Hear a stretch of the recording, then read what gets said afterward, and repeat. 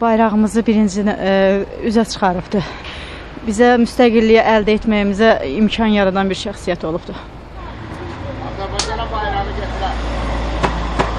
Məmməd Əmin Rəsulzadə Müsavat Partiyasının rəhbəri olubdur. Onun fəaliyyəti çox olmuşdur. Harada 2 il müddətinə yaxın onun fəaliyyəti olubdur Azərbaycanın demək quruculuğu uğrunda. Və sonradan müəyyən səbəblərin nəticəsində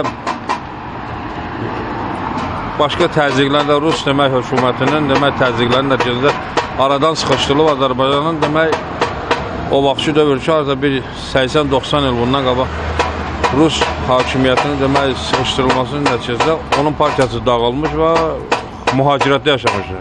Götürəndə dəqiqliklə desək Türkiyədə yaşamış, o fəaliyyətini Türkiyədən inkişaf elətdirmişdir. Bütün ömrünü, həyatını, əsərlərini Azərbaycan onda demək gedən quruculuq planlarını ancaq orada həyata keçirmişdir. Birinci Azərbaycan hökumətini qurulub yaradanlardan bir də Məmməd Əmin Rəsulzadə olubdur. Yadımdadır ki, mətə vaxt şeirlərimiz adından keçirdi. Yəni onun haqqında məlumatlar, yaşadığı yer. Müəllimə deyirdi, mən soruşmadım kimdir. El bilir ki, o Rəsulzadənin deyil. Respublikamızın qurucularından biri. Və yaxşı insan. İlk dəfə müstəqilliyimiz Məmməd Əmin Rəsulzadə bayrağında, ilk Azərbaycan bayrağının da yaranmasında böyük rolu var. Azərbaycan Cumhuriyyətinin banisidir 1918-ci il. Məmməd Əmin Rəsulzadə ilk deməli Azərbaycan Cümhuriyyətini quranlardan biri olub. Məmməd Əmin Rəsulzadə Azərbaycan tarixində iz qoymuş bir şəxsiyyət olmuşdur.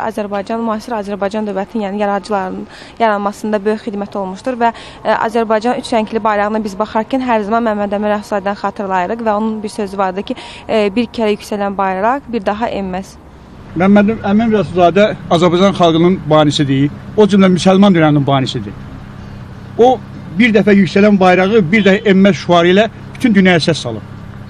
Allah onu qəni-qəni rəhmət etsin, görünürlə olsun. Biz bilirik ki, o ayın 31-də, yanvarın 31-də onun 130 illiyini qeyd edirlər. Biz o şeylərə qoşuluq ki, onun yülliyini qeyd edəyik.